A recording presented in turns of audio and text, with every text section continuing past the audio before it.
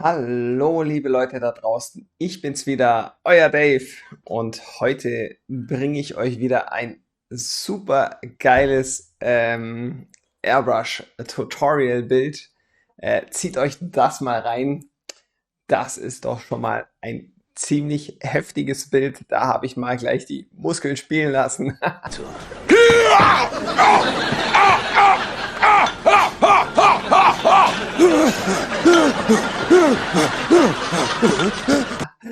Und mal gezeigt, was so alles möglich ist. Das ist ein sehr aufwendiges Bild. Das ist ein richtig geiler Totenschädel.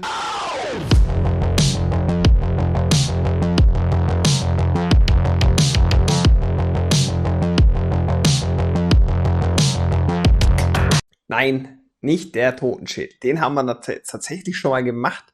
Und zwar habe ich den schon zweimal gemacht, den Ghost Rider. Einmal auf einer Leinwand, hier oder hier, und einmal auf dem Auto. Und beides als Zeitraffer auf meinem Kanal verfügbar. Könnt ihr euch mal gerne reinziehen. Da sieht man auch mal wieder die Unterschiede zwischen den Projekten und zwischen den Jahren, was man da alles so an Skills sich weiter aufladen kann. Aber wenn wir natürlich wieder zum lieben Skull zurückkommen, der ist natürlich schon mal richtig, richtig heftig. Er hat mega viele Details und viele Details machen ein Bild immer realistisch. Also wenn man viele sinnvolle Details mitnimmt oder übernimmt und reinbringt und viele Struktur und viele Effekte, dann erzeugt man natürlich eine sehr, sehr realistische Optik und der gute Kollege hängt ja auch hier hinten schon, wie ihr seht, ist schon fertig. Und der wird richtig, richtig geil. Also der hat mir richtig viel Spaß gemacht. Ist natürlich vom Skill-Level her schon ein bisschen schon anspruchsvoller, also richtet sich auch schon mehr an Fortgeschrittenere. Ich gucke, dass ich hier immer ein bisschen was mix. Aber man arbeitet dort recht frei und recht zwanglos mit dieser ganzen Struktur. Ihr werdet das dann sehen, wenn ich das mache. Ist vielleicht für den einen oder anderen Anfänger gar nicht so uninteressant. Und wenn ihr wirklich ganz motiviert seid, könnt ihr euch da natürlich auch gerne ranwagen. Im Notfall einfach immer die Details reduzieren, dann macht ihr euch die Bilder generell einfacher als kleinen Tipp. Dann habt ihr immer noch einen ansehnlichen Skull. Könnt ihr auf jeden Fall auch ausprobieren. Und bevor wir jetzt an den Maltisch flitzen, ich habe wieder schöne Bilder von meiner Community bekommen und die will ich euch natürlich nicht vorenthalten. Und deswegen schauen wir jetzt gleich mal hier beim Thorsten rein. Der hat nämlich das coole grüne Blatt hier oben gemacht. Ha! Jetzt habe ich alles da, was ich brauche. Kann ich nur noch drauf zeigen. Ja, hat sich gelohnt, die Wand umzustellen. Das gefällt mir so viel, viel besser. Aber der liebe Thorsten, der hat eben sein grünes Blatt gemacht und ist auch Beginner und hat auch gesagt, ja, er hat halt Schwierigkeiten gehabt mit hier und das und es nicht ganz so sauber aussieht etc. Und ich kann nur sagen, ich finde das grüne Blatt bombastisch. Für einen Anfänger bombastisch. Und es soll gar nicht abwertend klingen oder so. Ganz im Gegenteil. Ich finde das richtig, richtig gut. Ihr müsst natürlich verstehen, dass ihr als Anfänger natürlich nicht dieses feine Handling habt wie ich, weil ich das natürlich schon viele Jahre mache und schon sehr geübt bin. Das darf man einfach nicht vergessen. Aber ich schaue natürlich, dass ihr die Tutorials trotzdem gut umsetzen könnt und dass ihr ganz viel dabei lernt, was auch das Arbeiten mit der Pistole angeht, weil durch das Arbeiten werdet ihr natürlich besser. Das ist ganz zwangsläufig so. Und da schaue ich, dass ich eben solche Tutorials mache, dass ihr die spielerisch mitmachen könnt, dass ihr dabei halt einfach viel lernt. Und ich finde, abgesehen von dem Feinschliff, sage ich jetzt einfach mal, der dir halt noch ein bisschen fehlt, weil du halt Anfänger bist, ist der Rest richtig, richtig, richtig gut. Also ich finde es richtig klasse. Vielen Dank, Thorsten, dass du es überhaupt eingeschickt hast. Auch nochmal ein großes Dank dafür. Ich finde es immer toll, dass die Leute dann auch wirklich die Sachen herschicken und sagen, schau mal drüber, guck mal, was du kritisieren kannst oder wie es dir gefällt, etc. Ist richtig, richtig rund und cool. Also wirklich, da keine Sorge machen. Wenn du natürlich weiter übst, Thorsten, dann wirst du auch besser und dann wird auch irgendwann die Qualität nochmal immer ein Stück weit besser. Das ist dann halt so. Aber das ist im Endeffekt nur noch Übungssache. Ich finde, die Tropfen sind dir wirklich gut gelungen. Auch die Farben finde ich sehr stimmig. Das finde ich immer sehr cool, dass die Also bis jetzt alle Bilder, die ich gekriegt habe, waren die Farben auch immer richtig stimmig. Also da auch wirklich nochmal ein großes Lob.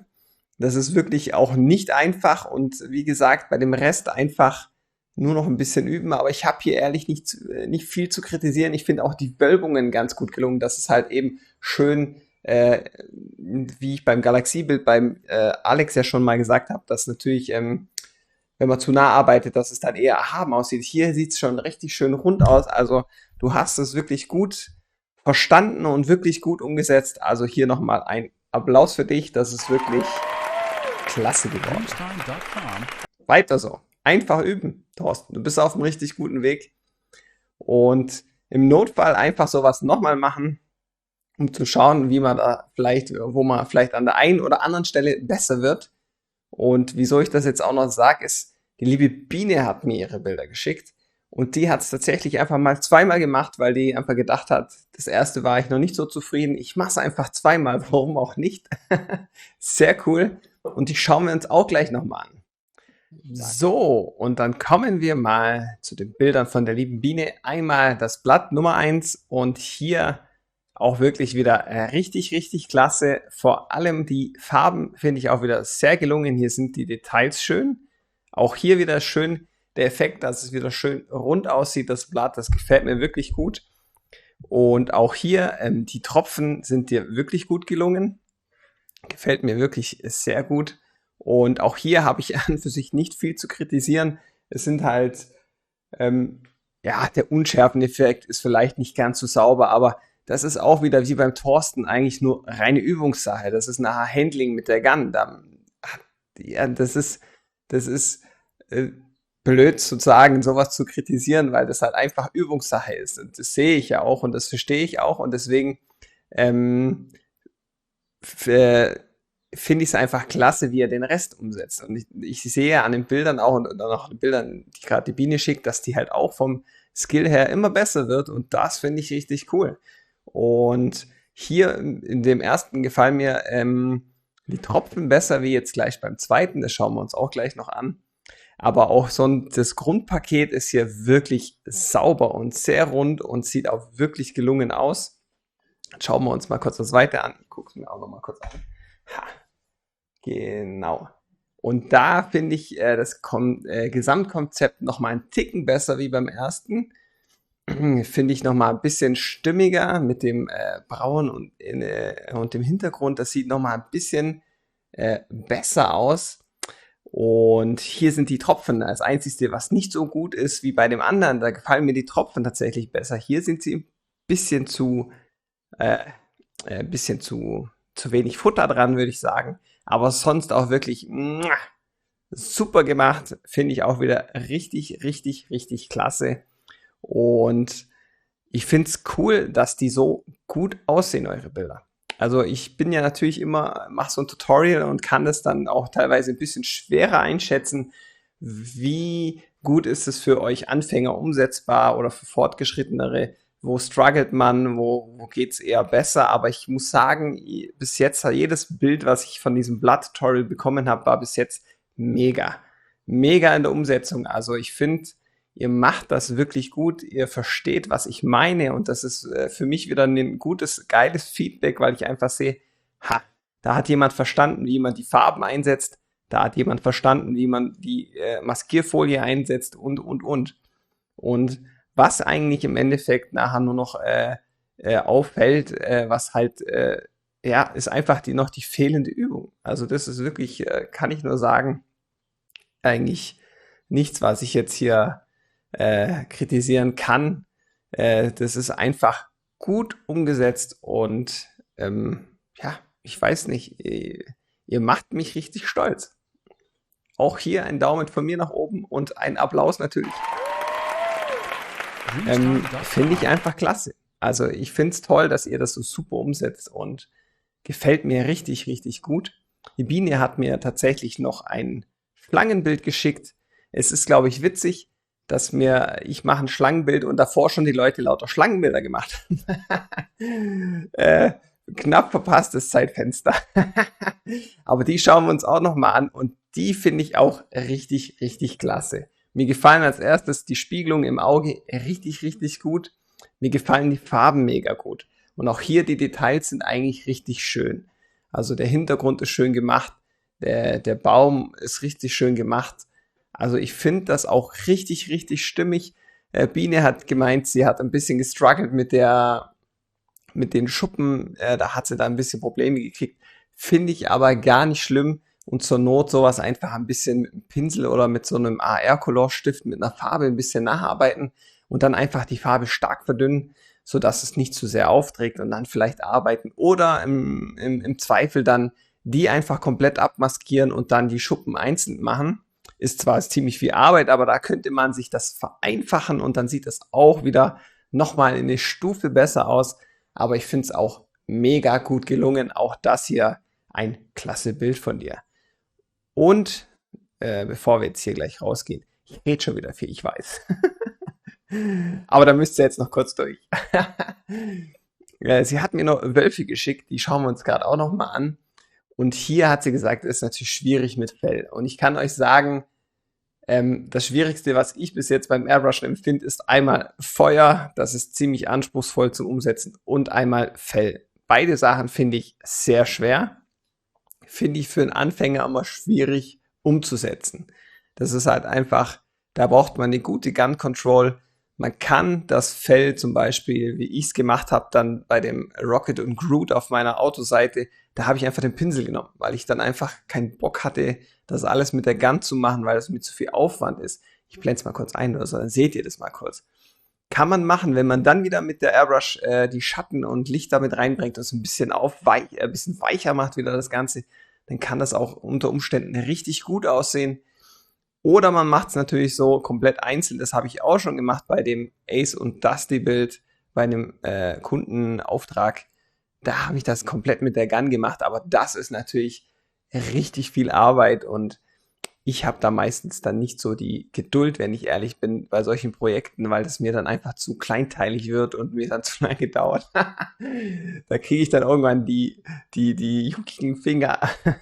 Deswegen, ich finde deinen Ansatz von deinen Wölfen nicht schlecht. Dann nochmal, ich zeige euch beide einfach das nachgearbeitet, noch ein bisschen mit dem Pinsel. Ich finde den ersten gar nicht schlecht als Grundlage und dann hätte ich, so wie du es gemacht hast, schon beim zweiten den Pinsel genommen, aber die Farbe viel stärker verdünnen. Also viel, viel stärker verdünnen, dass er auch teilweise vielleicht nur leicht transparent ist und dann von mir aus dann lieber wieder deckender werden, um dann die Struktur hinzubekommen, dass es nicht gleich so aufsetzt. Und das sage ich ja immer in den Videos immer mit diesem Aufsetzen, dass die Farbe nicht so stark wirkt. Sieht man jetzt hier nicht schlecht, wie das dann nicht so schön sich einbettet, wenn die Striche dann zu satt sind. Deswegen lieber verdünnter arbeiten und dann nochmal mit der Gun vielleicht ein bisschen arbeiten und dann sieht das am Ende des Tages auch nicht schlecht aus. Aber ich finde für den ersten Grundansatz auch schon mal richtig gut. Und bevor wir jetzt gleich ganz raus sind, der liebe Nils hat mir auch noch Bilder geschickt, aber das, meine lieben Freunde, das zeige ich euch erst bei dem nächsten Video. Den nächsten Teil von dem Skull werden jetzt natürlich auch wieder mehrere Teile. Der ist ziemlich aufwendig. Das habe ich gar nicht total vergessen zu sagen, aber ihr seid hiermit vorgewarnt. Es werden, glaube ich, 3 oder 4 Teile. Ich bin mir nicht mehr ganz sicher. Und das hebe ich mir dann für den zweiten Teil auf. Also Nils, da schauen wir uns mal deine Bilder an. Vor allem sind da ein paar Skulls mit dabei. Das passt natürlich thematisch perfekt. Und damit das hier nicht so ausartet, nehme ich das einfach mal mit ins andere Video. Und genau, wie ihr wisst immer, liken, abonnieren, liken und kommentieren. Seid fleißige Bienen. Dann kommen wir weiter nach oben im Algorithmus, nicht mit dem Mike. Und wer natürlich noch das starke Bedürfnis hat, mich finanziell unterstützen zu wollen, kann das natürlich auch gerne machen via PayPal oder Patreon.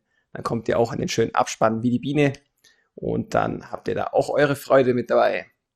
Und in diesem Sinne, viel gelabert, ich weiß, aber jetzt geht's ab zum Maltisch und lasst uns mal diesen geilen Skull durchrocken.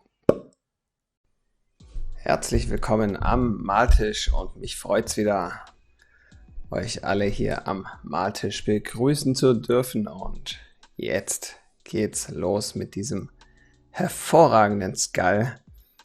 Der ist richtig schön. Hier machen wir auch sehr viel Freihand. Das wird wieder richtig ein Fest für Freihandarbeiten. Und wir kreieren auch die ganzen Strukturen und Oberflächen auch alle mit der Airbrush. Wir nehmen keine Stencil, keine Schablone dafür zur Hand.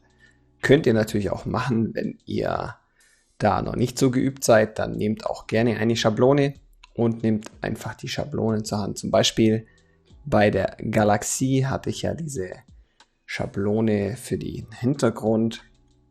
Ihr werdet schon wissen, welche ich meine, wenn ihr das Video gesehen habt. Und die könnte man zum Beispiel hier auch einsetzen, um quasi nachher diese ganzen Poren und das ganze Strukturelle in diesem Kopf einzuarbeiten. Kann man sich solche Schablonen zur Hilfe nehmen. Aber wie gesagt, wir machen das heute mal mit der kompletten Airbrush-Pistole und ein bisschen mit meinem Lieblingsstift mittlerweile. Noch ein paar schöne Highlights reinballern. Und für das Projekt, da wechsle ich sehr viel zwischen Schwarz und Weiß am Anfang hin und her. Also wirklich sehr, sehr viel wechseln wir. Wir machen da wirklich Teilbereich für Teilbereich fertig, weil das schon sehr groß ist, sehr viel. Und wir hier nicht einfach alles einmal mit Weiß vorarbeiten und dann mit Schwarz oder so, sondern wir machen hier wirklich sehr viel Wechsel. Also für das Projekt habt ihr am besten 2 Airbrush-Pistolen am Start. Eine für nur Schwarz, eine nur für Weiß. Das würde ich euch empfehlen, weil sonst werdet ihr hier mit dem Hin- und Herwechseln, glaube ich, nicht so glücklich. Wenn ihr es natürlich nicht habt, dann müsst ihr das halt irgendwie hinbiegen, wie ihr das hinbekommt oder doch ein Teilstück mehr vorarbeiten. Also hier ist einfach sehr viel Detailarbeit gefragt und hier wechsle ich halt selber relativ viel hin und her. Ihr könnt natürlich trotzdem mehr Weiß vorlegen oder vorarbeiten, aber wie gesagt, es empfiehlt sich einfach hier 2 zu haben, um einfach besser vorwärts zu kommen. Und das dauert sonst einfach nur deutlich länger. Aber das ist ja auch kein Hexenwerk. Wenn ihr das nicht habt, dann müsst ihr euch halt da müsst ihr halt öfters ein bisschen hin und her wechseln, die Farbe. Und wir nehmen hier natürlich wieder unser deckend Weiß, unser opakes mit 20 bis 30% Verdünnung und unser schwarz deckendes Opak auch mit 20 bis 30% Verdünnung. Verdünnt wird hier bei der Schminkefarbe, verdünne ich immer nur mit normalem Wasser. Das auch nochmal dazu gesagt. Und dann sind die Farben nämlich einfach schön gängiger und gehen doch deutlich besser. Falls ihr da noch nicht wisst, wie das mit den Farben funktioniert, schaut euch gerne das Farbenvideo an. Da habe ich neulich doch mal wieder mitbekommen, dass eine mich da doch deutlich viel gefragt hat, was die Farben angeht. Und ich habe ihr dann irgendwann gesagt, sie soll doch bitte das Tutorial einfach angucken. Dann lässt sich das leichter erklären für mich, weil ich das schon fertig hatte. Und da habe ich auch sehr gutes, positives Feedback zurückbekommen, dass das sehr weitergeholfen hat und dass das sehr informativ war, weil die gute Frau die Farben gemischt hat, und zwar die transparenten und die deckenden. Und das ist natürlich nicht so geil.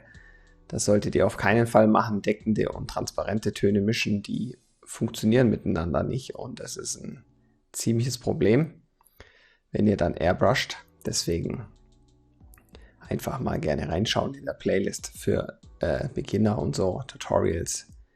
Ist das alles mit am Start. Was wir jetzt hier machen, ist natürlich, wir arbeiten erstmal den groben Umriss aus und jetzt schon mal die ganzen hellen Stellen, die richtig hellen Stellen im Kiefer. Und der gute Kopflose hier, der hat irgendwie keine Zähne mehr. Also nicht mehr viele, da sind nur noch ein paar. Unten sind es nur noch der seitliche Schneidezahn unten. Ich glaube, Schneidezahn. Ihr wisst schon, was ich meine. Und noch vereinzelten Backenzahn und oben hat er auch noch ein paar Backenzähnchen und ein paar Schneidezähne und das war's dann aber auch. Und da arbeiten wir jetzt natürlich schön die Löcher aus, wo die Zähnchen mal drinnen waren.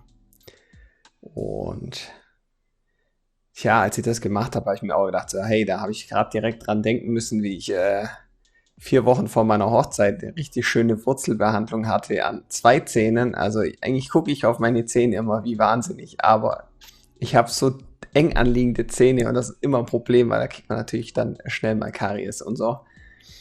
Und ich habe da immer schon mega drauf geachtet und der Zahnarzt hat auch immer kontrolliert und hat gesagt, da ist nichts, ich habe Schmerzen und das tut irgendwie voll weh und Röntgenbild gemacht und dann ganz oben war so ein bisschen Karies, aber es ist natürlich schön links und rechts in die Zähne reingewandert.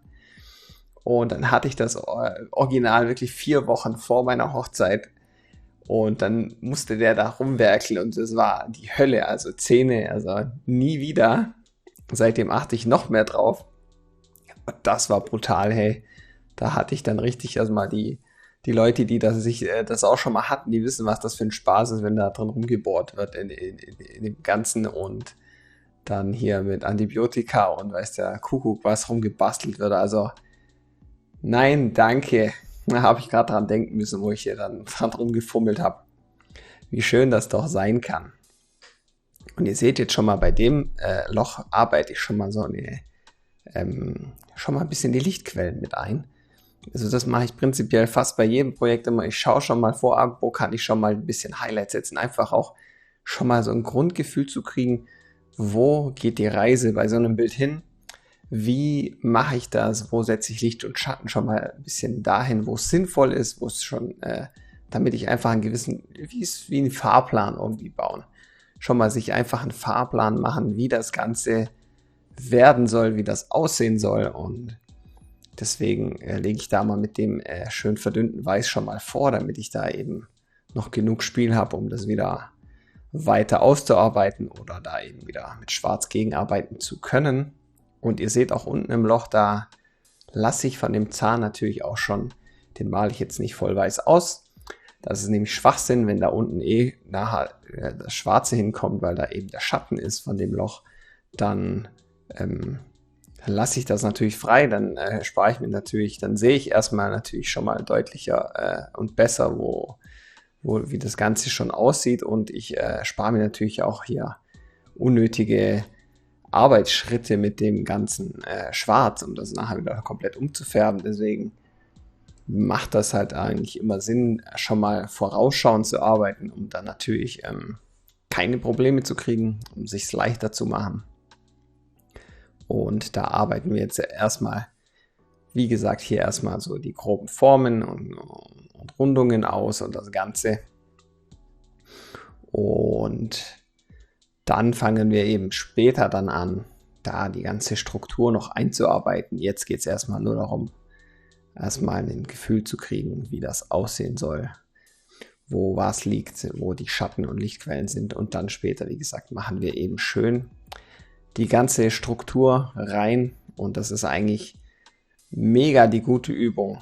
Da macht man so viel, da kann man auch ein bisschen gröber arbeiten, auch ein bisschen nicht so gezielt. Das ist ja gerade bei den Poren, die wollen wir nachher so haben, gar nicht schlecht.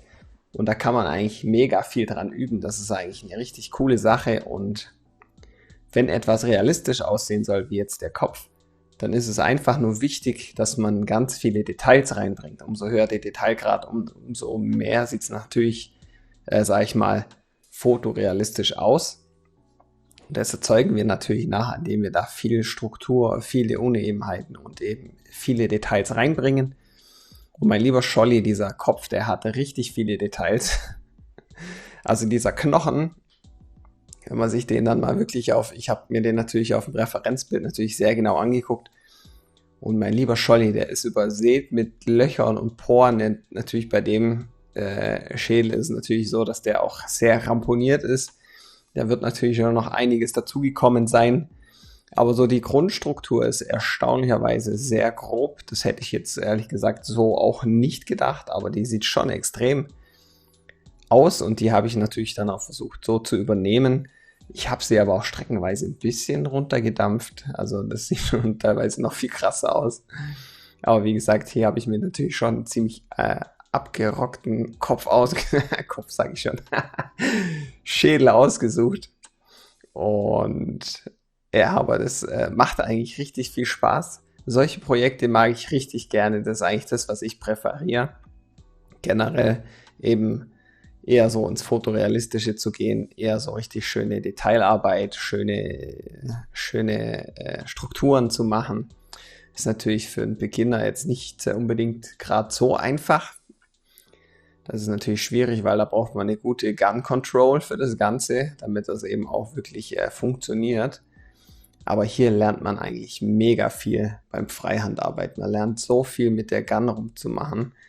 Und es empfiehlt sich vielleicht trotzdem mal streckenweise das Ganze nachzumachen, halt man kann es sich ja selber leichter machen. Das habe ich auch schon beim Schlangentutorial bei den Bildern gesagt. Man kann es sich leichter machen, indem man sich einfach diverse Hilfsmittel zur Hand nimmt, sei dann Abdeckschablone oder man kann ja zum Beispiel den Kiefer abmaskieren komplett.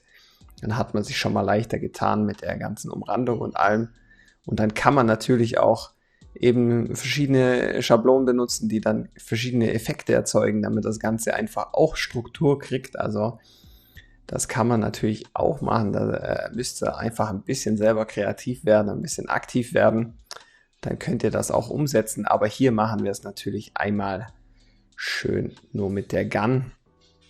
Und wie gesagt, hier mache ich jetzt am Anfang erstmal so das ganze Overlay, das Ganze, wie es ungefähr das, was eingemalt wird. Und gerade da oben habe ich einen Fehler gemacht. Der eine Strich hier oben zwischen den zwei Zähnen sollte nicht sein.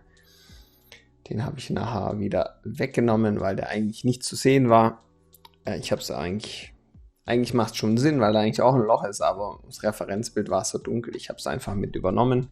Hätte ich jetzt auch so lassen können, aber ja. Ich habe mir gedacht, ich halte mich da jetzt mal eher dran, wenn es fotorealistischer aussehen soll. Und ich finde es geil. Der ist richtig geil geworden. Er hat einen richtig coolen Effekt. Der sticht sofort ins Auge. Das hat richtig viel Bock gemacht, hey. Und genau, hier wechsle ich, wie gesagt, nicht so viel mit der Gun erstmal rum, weil ich jetzt erstmal so das ganze Overlay mache. Und dann später, dann geht schon das öfters mal hin und her, weil ich dann auch, wie gesagt, die Teilbereiche alle fertig mache. Und hier machen wir jetzt mal den ersten Zahn schon mal ein bisschen grob mit, damit auch der schon mal mit abgedeckt ist.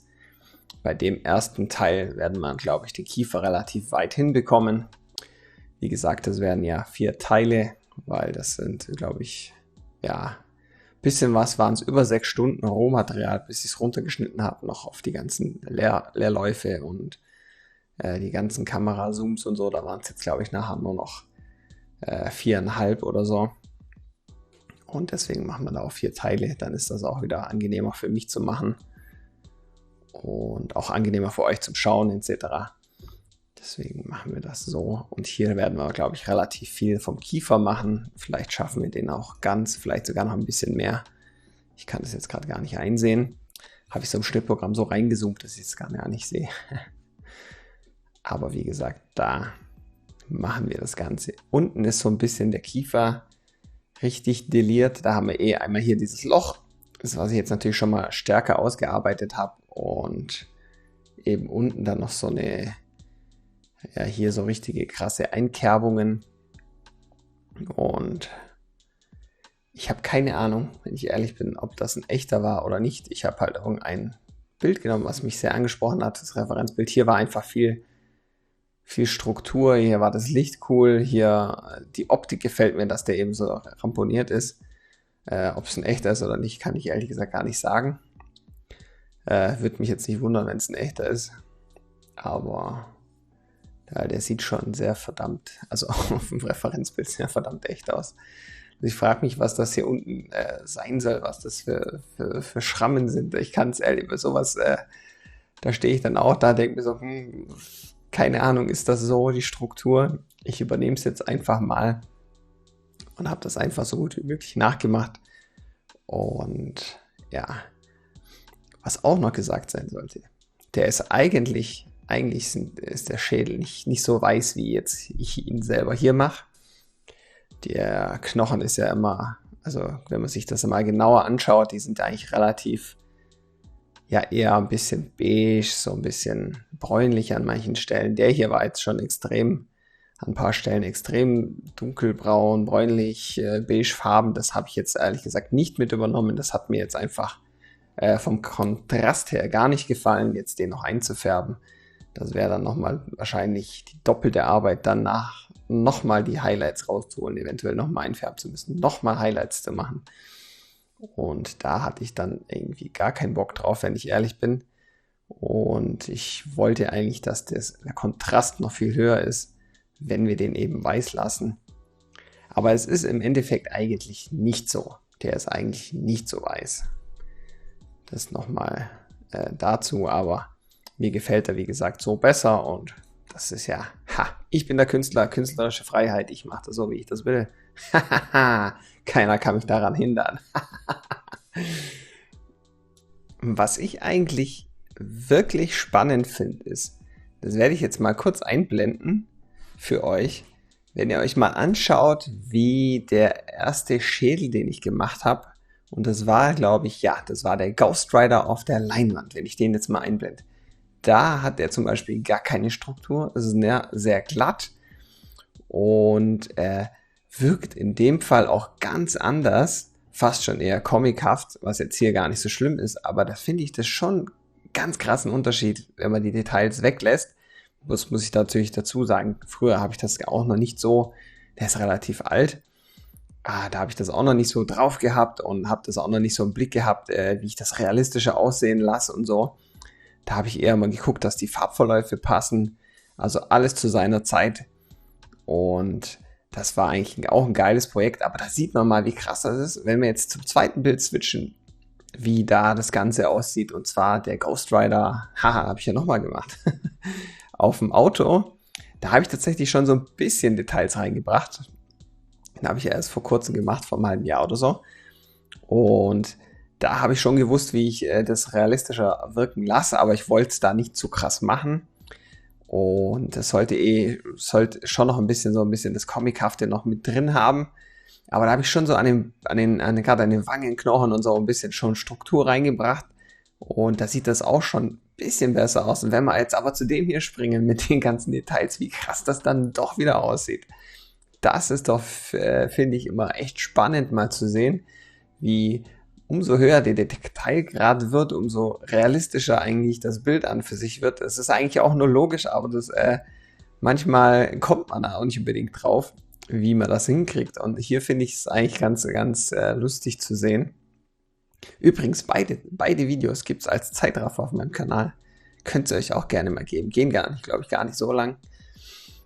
Musik ist mittlerweile furchtbar, die da drin ist, aber ich habe am Anfang mir immer gedacht, ey, ich bin richtig schlau und richtig cool und ich nehme mir immer Musik von irgendwelchen Synthwave-Leuten, die ich cool fand und die haben mir das auch immer erlaubt, aber die ganzen Rechte, die haben halt Songs benutzt, die auch nicht alle rechtefrei waren und dann hat mich natürlich YouTube richtig angeschissen immer wieder, so hier Musik Dingens nicht erlaubt und ich hatte da keinen Bock, irgendwie einen Strike zu kriegen und irgendwann ist mein Kanal geschlossen oder so. Dann habe ich den einfach schnell abändern müssen mit der tollen Mediathek von YouTube. Mittlerweile ist sie gut, da sind viele gute Tracks drin, aber zu der Zeit war die gerade richtig frisch und da waren richtig viele Scheiß-Songs drin und dann habe ich schnell einfach irgendwelche genommen, die von der Laufzeit her gepasst haben, mit irgendeine Musik läuft. Das ist natürlich überall nicht ganz so geil, aber hey, das ist es halt. Aber wir sehen jetzt, guckt, jetzt fange ich schon an. Ihr habt jetzt auch gar nichts. Ich schweife mal so viel ab. Ich muss mal wieder zurück ans Bild hier. Ihr seht jetzt schon, dass ich hier sehr zitterig arbeite und sehr kräuselig. Also so fangen wir an, eine Struktur reinzubringen. Das Ganze könnte man natürlich auch mit einer Schablone hinkriegen, aber dann halt nicht so gezielt, wie ich das jetzt hier mit der Gun mache. Mit der Gun kann ich halt genau dosieren, wo will ich viel Struktur, wo will ich weniger Struktur. Wo sind die Highlights, wo sind sie nicht. Das ist natürlich mit der Schablone viel schwieriger zu machen, weil da dann eben man nicht genau so hinschauen kann, wie jetzt hier, ohne da eben eine Schablone vorhaben zu müssen. Das ist natürlich deutlich leichter, aber natürlich auch deutlich zeitintensiver und deutlich aufwendiger. Aber ich sag's euch, das Ergebnis lohnt sich, da Zeit rein zu investieren. Aber ihr seht, ich fange jetzt halt schon an, dem Ganzen schon jetzt in Struktur zu geben, damit es eben nicht einfach quasi nur Farbverläufe sind, sondern wir schauen jetzt schon, dass wir schön was reinbringen, damit wir da schon schöne Struktur haben. Auch dafür zu sehen, wo nachher die Schatten hinkommen, weil die machen wir natürlich nicht auch nur schwarz, sondern da tun wir auch schon Struktur reinbringen mit der Schwarz. Und da ist es dann halt eigentlich sinnvoll, das jetzt auch schon zu machen, um das nachher auch besser mit der Schwarz hinzubekommen. Und genau so machen wir das eben. Das ganze Projekt durch. Und da kann man recht viel üben, finde ich. Da kann man viel dran machen. Da kann man viel dran lernen also mit eurer Airbrush-Pistole, mit eurem Handling. Da könnt ihr viel dran verbessern und da ist es natürlich auch verzeihlich, wenn es nicht 100% korrekt ist. Beziehungsweise das soll es ja auch nicht. Das soll ja eben so eine Struktur sein. Leicht vom Untergrund weg. Bisschen zittrig, ein bisschen Punkte, ein bisschen hier mehr Farbe, da ein bisschen weniger. Das ist zwar auch erstmal schwierig, das gezielt hinzubekommen, aber wenn man es hinkriegt, dann ist es natürlich wunderbar. Und hier übt ihr das natürlich wie Sau. Also das ist natürlich schon richtig nice. Und da müsst ihr einfach, wie gesagt, nur schauen, damit das schön gut aussieht. Einfach schön die Struktur einarbeiten.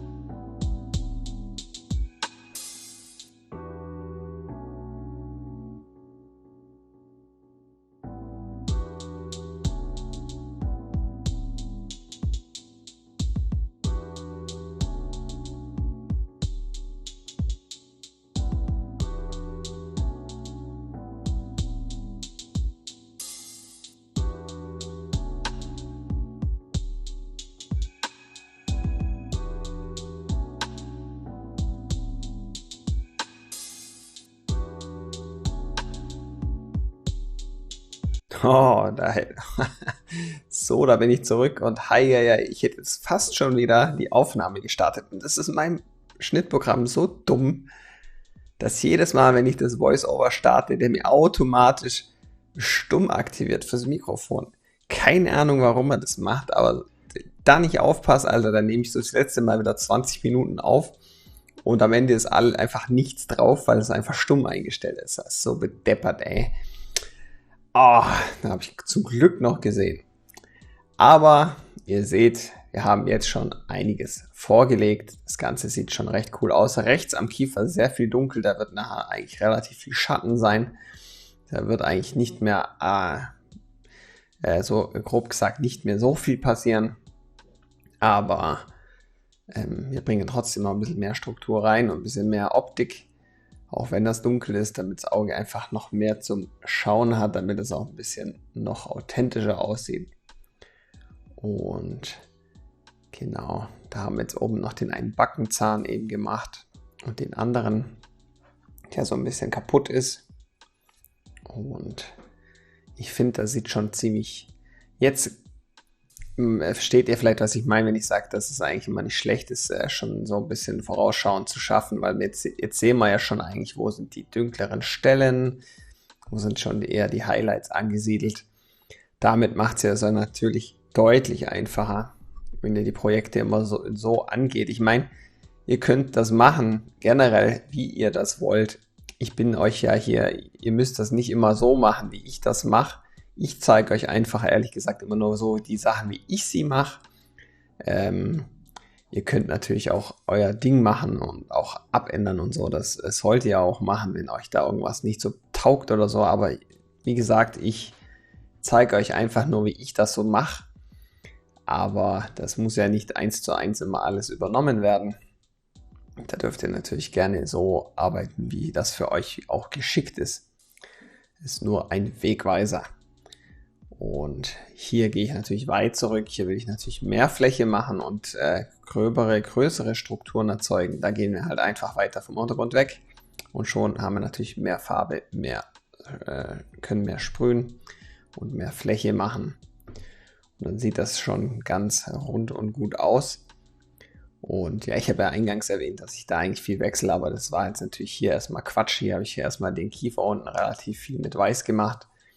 Aber ich glaube, der Oberkiefer, da habe ich nachher relativ viel dann auch an den Zähnen und an den einzelnen Stellen hier relativ viel wieder einzeln gemacht, weil da einfach viele Details sind und ich dann eher da Stück für Stück arbeiten möchte, um auch den Überblick zu behalten. Hier war das aber für mich das eine Teil, was ich gesagt habe, das möchte ich gerne schaffen. Deswegen habe ich hier auch relativ viel vorausgeschafft mit Weiß, weil ich eben gesagt habe, der ganze Unterkiefer, den möchte ich an dem einen Tag machen und den Oberkiefer, den mache ich dann am nächsten Tag oder und. So habe ich mir das Ganze auch ein bisschen aufgeteilt. Ich glaube, da habe ich jetzt 5 oder 6 Tage dran gebraucht, auch wenn man das nicht gleich am ersten Mal so sieht, aber den habe ich hier in sehr vielen Einzelstücken gemacht. Und ja, das ist bei sowas immer gar nicht schlecht. Da kann man eigentlich immer aufhören, wenn es dann einem passt, ganz gut generell. Weil jetzt kommt ja bald mein Sohnemann. Jetzt dauert es nur noch ein paar Tage und dann ist er da. Wenn das Video natürlich online geht, ist er schon lange da. Da habe ich schon richtig Bock drauf. Das feiere ich schon richtig. Dann werde ich zum zweiten Mal Papi. Das ist doch auch was. Gibt nichts Schöneres, kann ich euch sagen. Aber dann wird es jetzt natürlich auch erstmal ein bisschen strenger die nächste Zeit. Muss ich mal schauen, ob ich überhaupt noch so viele Videos dann produzieren kann und wie und überhaupt das Ganze noch mit Arbeit etc. Wird dann ein bisschen wahrscheinlich weniger. Da bin ich mir ziemlich sicher. Aber so ist es halt. Das ist das Leben. Und da haben natürlich alle anderen Vorrang. Ist leider so. Leider für euch. Aber ich schaue, dass ich schon noch aktiv bleibe. So ist es auch nicht. Ich lasse euch da ja auch nicht hängen. Und ja, wir fangen an mit Schwarz. Habe ich hier gerade gar nicht aufgepasst, weil ich hier kurz am Trinken bin. Einen kurzen Schluck aus meiner Tasse.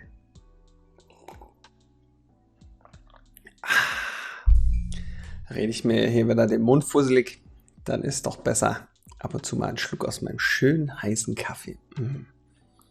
Gibt manchmal einfach nichts Besseres. Und jetzt arbeite ich eben schon mal schön mit der Schwarz hier. Ihr seht gleich, ich habe da angesetzt, wo natürlich das Schwarz auch hinkommt.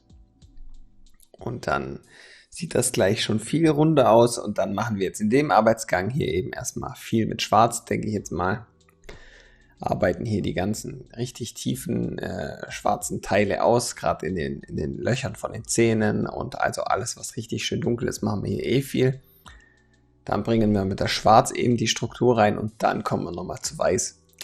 Highlighten das an vielen Stellen und ziehen dann nochmal richtig die Texturen raus, damit das richtig schön texturiert aussieht. Und dann ganz zum Schluss kommt nochmal so ein letztes i-Tüpfelchen, richtige Highlights drauf. Ja, zwischendrin werde ich wahrscheinlich dann auch, oder habe ich dann auch noch mit der Schwarz noch ein paar Schatten oder Dingens mehr reingebaut. Von weiter weg und nebel dann mehr ein, damit es einfach besser aussieht. Sage ich euch aber dann auch nochmal Bescheid, wenn ich das mache. Das mache ich dann auch übrigens öfters, auch bei solchen Projekten, weil das Schwarz verdünnt eigentlich nicht wie ein transparentes Schwarz ist, aber es bietet sich auch da eigentlich ganz gut an, manchmal etwas abzudunkeln und dann nicht gleich die ganze Struktur wegzunehmen. Wobei mir einfällt, ich habe sogar, glaube ich, noch ein transparentes Schwarz. Nee, habe ich nicht.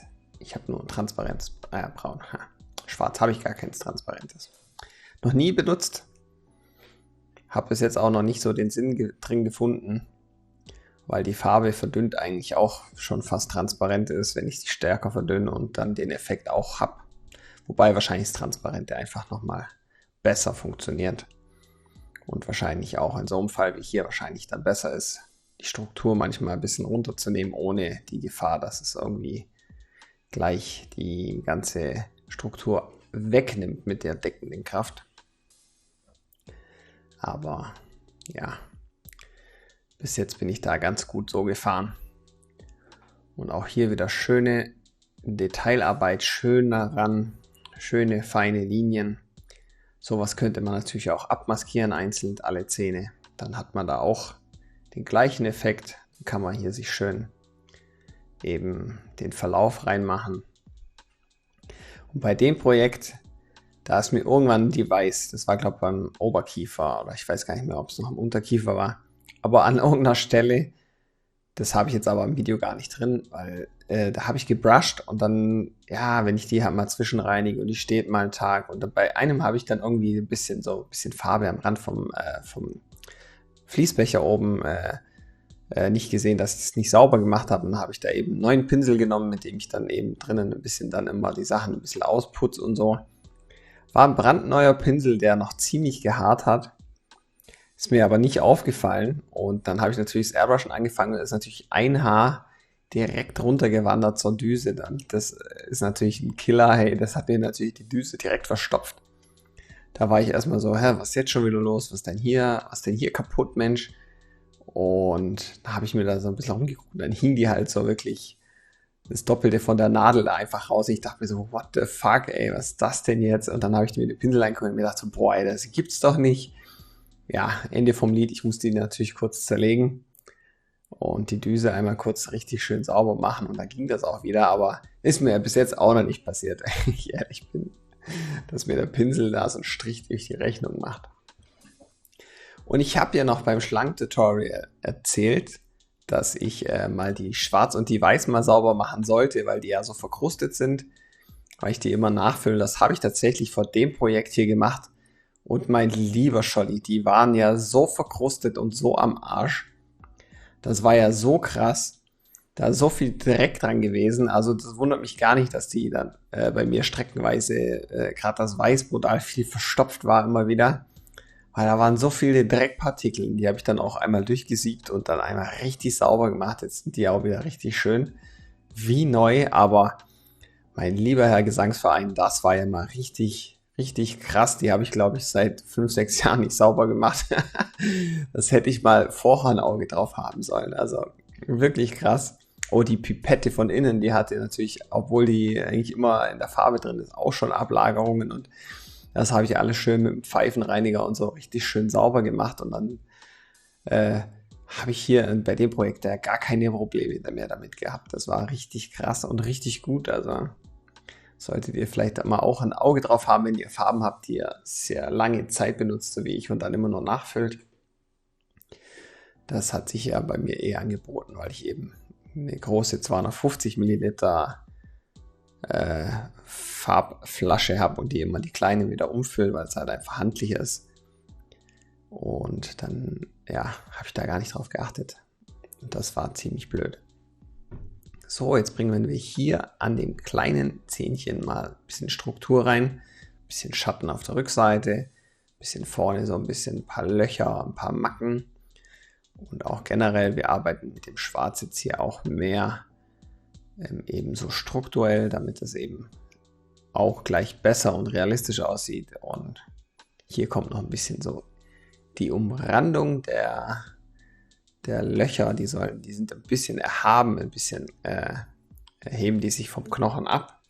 Und das kreieren wir jetzt eben, indem wir da so ein bisschen mit Schwarz entlang gehen und generell auch einfach wieder die Struktur reinbringen, indem wir da eben wieder schön grieselig und mit Punkten arbeiten und Strichen.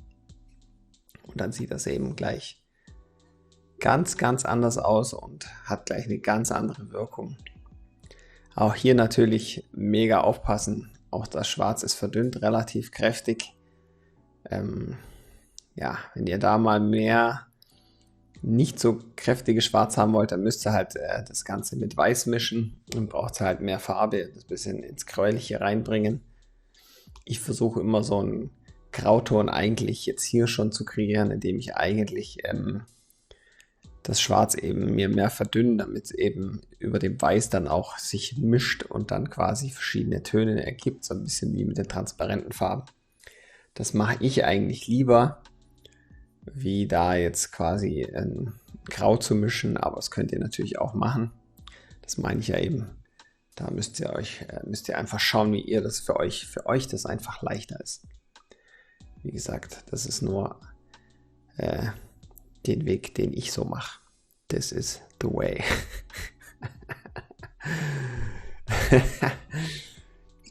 Und ja, da bringen wir jetzt eben. Hier ist natürlich wieder die Gun, die muss man natürlich bei solchen Projekten schon eigentlich gut im Griff haben, wenn man das eben Freihand macht, damit man hier eben nicht dauernd sich die Sachen vollsprüht und dann sieht das wieder kacke aus.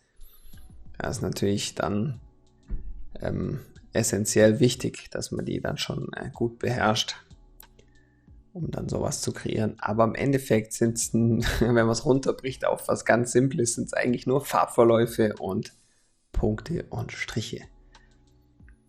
Und dann dürft ihr jetzt noch mal ein bisschen hier schauen und ich melde mich dann nachher wieder.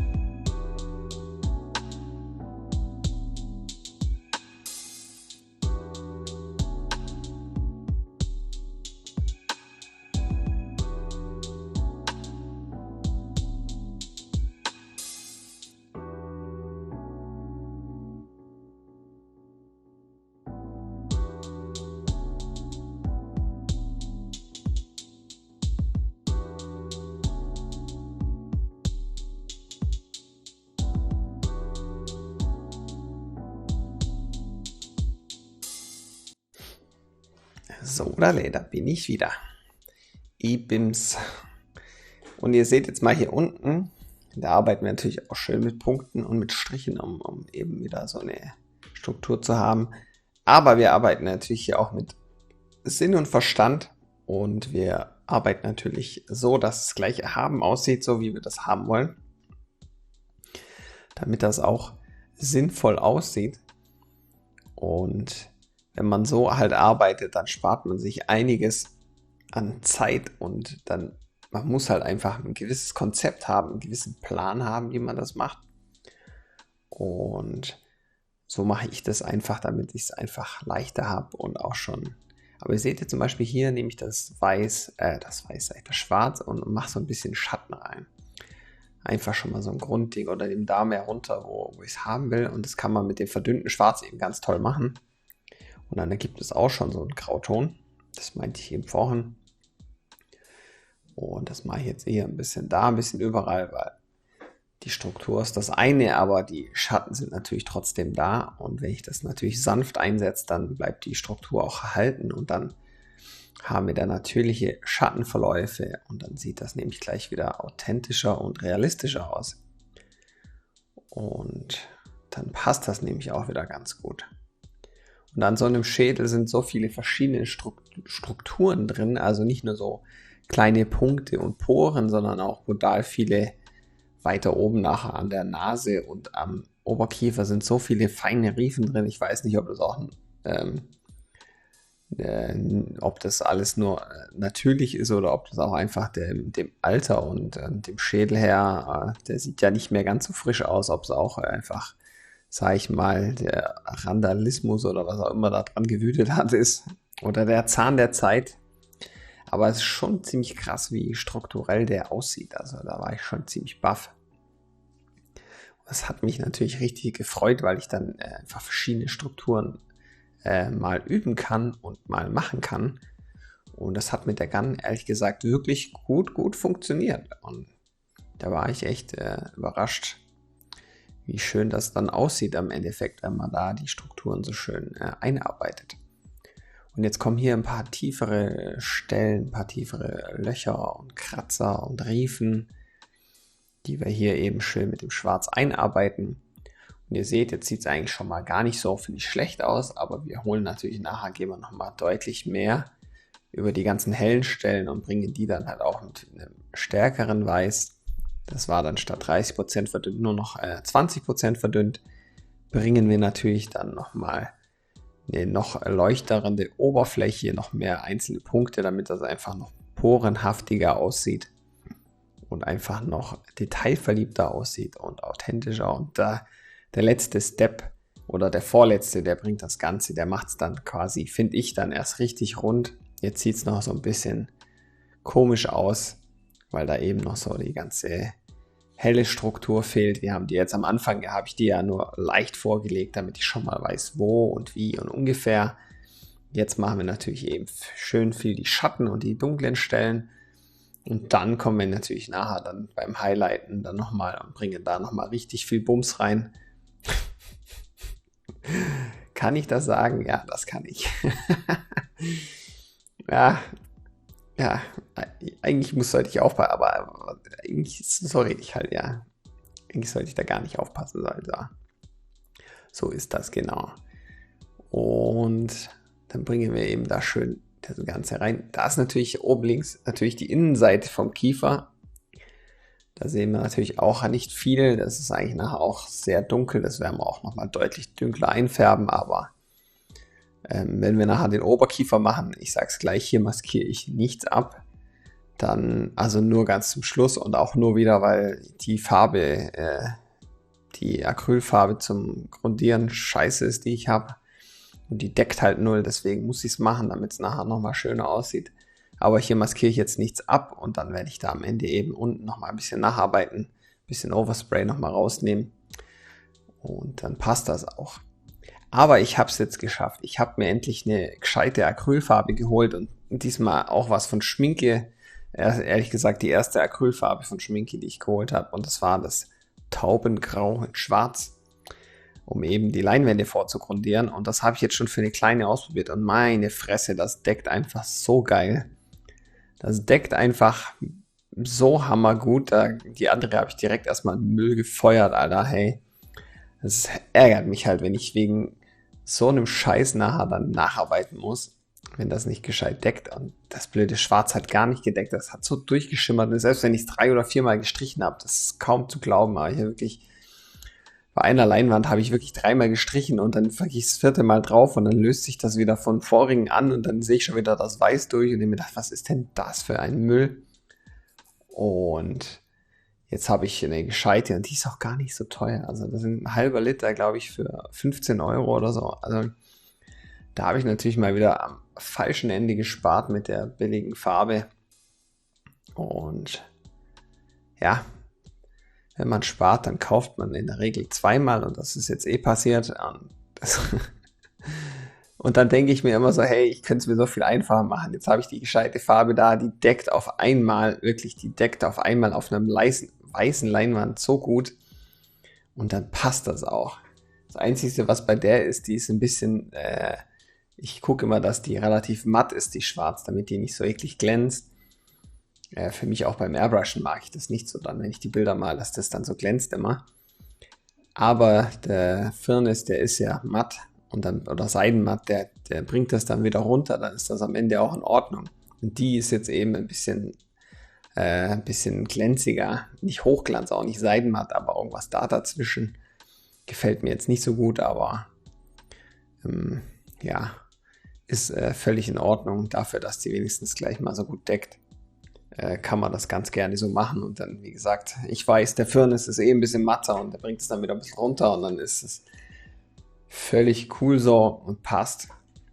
Und schaut mal da schraube ich wieder an meiner Gun rum. Ja, ich natürlich beim Putzen, wie ich schon mal gesagt habe, auch bei der Schlange, wenn die viel putzt oder viel läuft, dann löst sich da unten mal die Schräublein oder dann fehlt da der Druck. Die habe ich übrigens dann, glaube ich, irgendwann mal in dem Projekt dazwischen die Dichtung bei einer gewechselt. Ist jetzt nicht im Video mit drin, das habe ich off-Kamera gemacht, war irgendwann mal so beim Reinigen oder Zwischenreinigen, habe ich das ganze untere weggemacht und dann mal kurz sauber gemacht. Das war natürlich auch einfach, die Guns sind natürlich auch schon mehrere Jahre alt und natürlich auch viel in Gebrauch und die werden auch dreckig und nutzen sich auch ab. Da war einfach auch relativ viel Dreck an diesem Stift dran, der eben oben in den Körper reinkommt, wo man natürlich mit dem Hebel drauf drückt. Den habe ich sauber gemacht. Dann habe ich die ganze Feder mal gefettet und so, damit die einfach besser wieder läuft. Und wieder zusammenmontiert und danach war es wieder hervorragend. Ich merke es dann halt hier, dass ich stärker drücken muss oder dass halt manchmal es eben so die Luft nachkommt, wenn das nicht ganz passt mit der Dichtung, wenn die halt nicht mehr 100% funktioniert und ich glaube, die hat jetzt in der Gun auch schon 7 Jahre ausgehalten und das ist auch schon sehr, sehr lang. Dann darf da auch mal so eine Gummidichtung kaputt gehen und nachdem die halt gewechselt war und das Ganze eben schön gemacht, geputzt, gefettet, ist die wieder gelaufen. Ja, hat es wieder funktioniert wie nochmal was, das war einfach wieder herrlich. Ja, so muss man natürlich auch mal sein Zeug immer ein bisschen warten, ein bisschen drauf schauen, dass auch alles passt. Ja, Verschleiß ist halt einfach da. Ich denke mal, bei der schwarzen werde ich irgendwann aber mal den Körper auswechseln müssen. Der ist schon ziemlich ramponiert. Und drinnen die Dichtung, die man wechseln muss ab und zu. Da ist jetzt gerade die Schraube drinnen abgebrochen. Das ist richtig fein. Das macht richtig viel Bock. Das ist mir schon bei einer der Evolutions auch schon mal passiert, obwohl ich da das richtige Werkzeug habe. Es ist einfach zerbrochen, einfach, glaube ich, altersbedingt. Ich weiß es nicht warum. Vielleicht war es auch ein Sonntagsgerät. Da habe ich das Ganze dann mit einem Bohrer und einer CNC und so habe ich da reingebohrt und das Ganze dann rausbohren können und dann das Gewinde war noch relativ gut erhalten, nochmal ein bisschen nachgeschnitten, dann ging das wieder rein. Aber bei der schwarzen, da weiß ich nicht, ob das so gut klappt. Jetzt werde ich erstmal ein Ersatzteil bestellen und es vielleicht auch mal ausbohren. Und wenn es nicht klappt, dann muss ich mir da halt den Einzelkörper nochmal nachbestellen. Wenn der jetzt nicht irgendwelche Mondpreise abruft, dann sollte das eigentlich auch einigermaßen passen. Aber das Ganze ist natürlich Nicht immer so günstig. Es sind natürlich alles Präzisions-Hightech-Teile. Nee, Hightech nicht, aber sehr präzise gefertigte Sachen und da verstehe ich schon, dass es halt seinen Preis hat. Das Ganze zu fertigen ist sicher auch nicht so einfach. Und ja, und wie wir sehen, machen wir jetzt schön wieder schöne Schatten. Jetzt machen wir eben erstmal das Ganze schwarz fertig und dann fangen wir wieder mit weiß-schwarz nachher an, ein bisschen das Ganze zu mixen. Hier ist es wie gesagt auch am unteren nicht so wild. Da ist der Wechsel jetzt zwischen den Guns jetzt noch recht akzeptabel, wie ich sehe. Ich dachte, das wäre schon, hätte ich schon viel früher, viel mehr gemacht, aber das dann halt, wenn ich konzentriertere Bereiche mache, dann wechsle ich natürlich öfters hin und her, weil ich sie dann natürlich fertig mache und dann den nächsten Bereich mache und dann und so weiter, dann ist natürlich klar. Und dann melde ich mich nachher gleich mal wieder.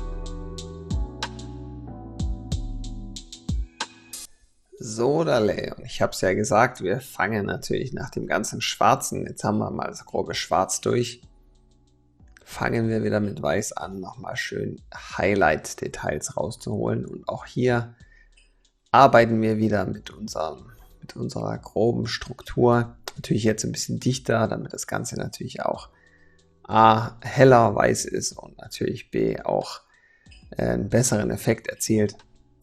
Arbeiten wir hier dicht dran und bringen eben jetzt das Ganze richtig gut raus und schauen eben, dass wir das Ganze sauber hinkriegen, auch nicht allzu viel Overspray produzieren, damit wir das ganze Vorgearbeitete jetzt nicht komplett wieder abdecken und nichtig machen, sondern einfach jetzt hier schön konzentriert arbeiten, schön dicht arbeiten.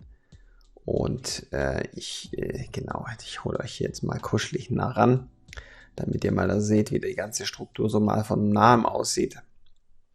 Und hier gehen wir jetzt eben schön ran und arbeiten eben schön diese Struktur ein, dieses richtige porige, verkratzte, ranzige Schädelgelumpe,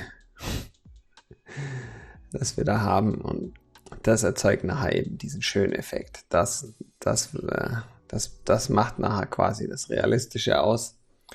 Dass es das eben so rund macht, sind eben solche Oberflächen. Und klar kann man sowas jetzt auch mit der Schablone hinkriegen, aber halt nicht so gezielt. Das ist natürlich klar, aber man kann es trotzdem mit so einer recht riffligen oder löchrigen Schablone kann man das auch drauflegen und dann absprayen. Man muss dann halt schauen, wo die hellen Stellen ungefähr sind, dann ist das auch machbar. Aber ich finde es so halt einfach kontrolltechnisch einfach viel, viel besser und für mich viel einfacher, das Ganze kontrolliert und in dem Bereich auch nur zu haben, wo ich es haben möchte. Und dann sieht das nämlich schon ziemlich geil aus.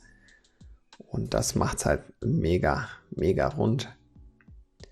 Und ja, es sieht erst weird aus, aber wenn man dann mal ein Step nach dem anderen hinkriegt, dann wird es immer, erschließt sich es immer mehr und am Ende hat man dann echt, steht man dran, denkt sich wieder so, wie hat man das denn schon wieder nahgebracht? Und mit solchen Effekten zu spielen ist halt mega geil. Das sieht halt richtig cool aus. Meine Frau war auch wieder baff, die kam irgendwann so exakt, Heiland, zack, wer ist denn das jetzt schon wieder nahgebracht? Sie versteht das eh immer nicht, wie man mit so einer Airbrush solche Bilder malt. Das ist immer ganz, ganz witzig. Genau, und dann schaue ich halt immer, wie gesagt, wenn mir was auch nicht ganz so passt oder zu dunkel ist, dann gehe ich halt nochmal drüber. Und wenn es dann halt doch wieder zu hell ist, dann gehe ich halt nochmal mit dem Schwarz drüber.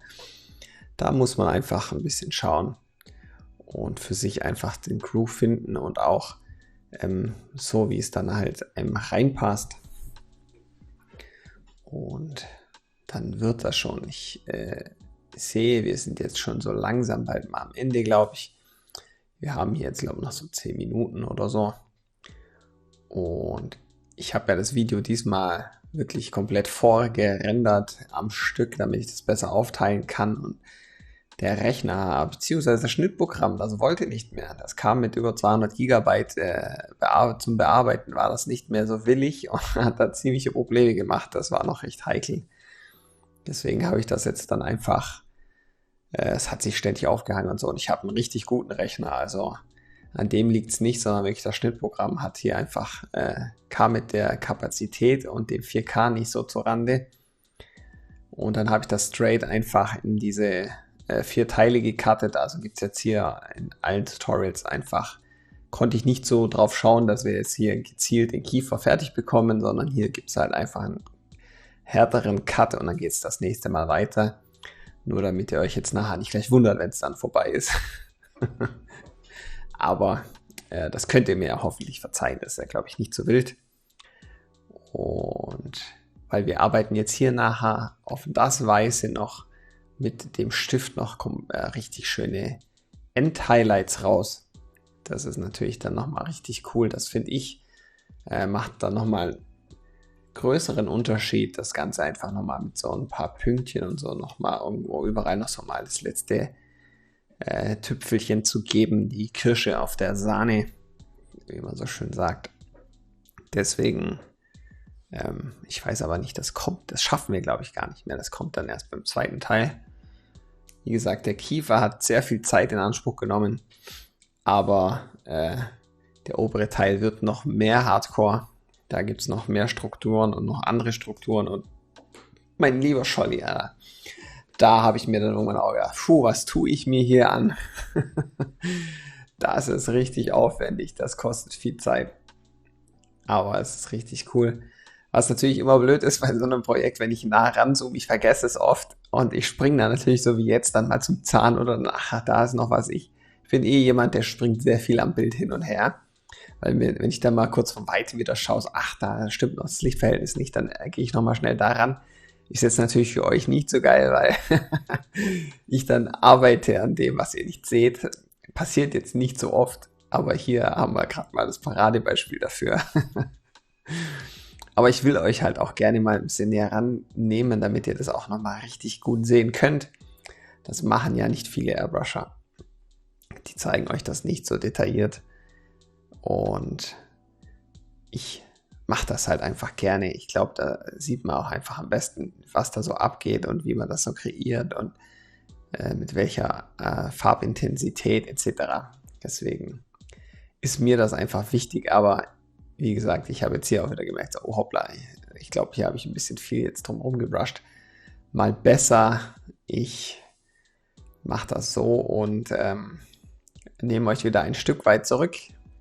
Dann seht ihr auch genau, was ich mache und nicht, dass ich da einfach weg bin. Und genau. Das ist schon, also das Projekt ist richtig, richtig cool. Das hat mir so viel Spaß gemacht. Ich hoffe, euch macht das auch Spaß. Ich hoffe, euch gefällt das Video generell, das Ganze. Lasst mir, wie gesagt, gerne einen Daumen da oder einen Kommentar und abonnieren sowieso. Ihr kennt ja den ganzen Kladderadatsch. Schaut auch gerne mal bei Instagram vorbei, wenn ihr da Lust habt. Da sind die ganzen Bilder vom Skull schon drauf. Der ist natürlich ja schon fertig. Da könnt ihr euch das auch schon vorab anschauen, wenn ihr da neugierig drauf seid. Auch generell, da seht ihr eigentlich schon immer die Projekte, die dann schon anrollen. Bei YouTube dauert das natürlich alles nochmal, da brauche ich sicher dann immer nochmal eine Woche oder zwei länger, bis das Ganze dann natürlich dann mal läuft etc. und gemodelt und bearbeitet ist. Und da könnt ihr dann schon mal vorab schauen, was so auf euch zukommt, wenn ihr da Bock habt. Da könnt ihr mir natürlich auch gerne folgen. Und ja, wäre halt auch nice. Und ja, wir schaffen es mit dem Stift nicht mehr. Hier kommt noch einiges an Detail rein. Hier kommt noch einiges an Weiß rein, um nochmal einfach schönere Details reinzubringen. Deswegen werden wir das Ganze eben schön weitermachen beim zweiten Teil. Ich hoffe, ihr seid dann auch wieder mit am Start. Ich schaue auch, dass ich jetzt mal hier das richtig schön hinbekomme, dass es dann auch nächste Woche dann wieder für euch läuft. Und in diesem Sinne verabschiede ich mich jetzt gleich schon mal bei euch. Und wir sehen uns dann ja beim nächsten Mal. Und viel Spaß beim Airbrushen. Reingehauen.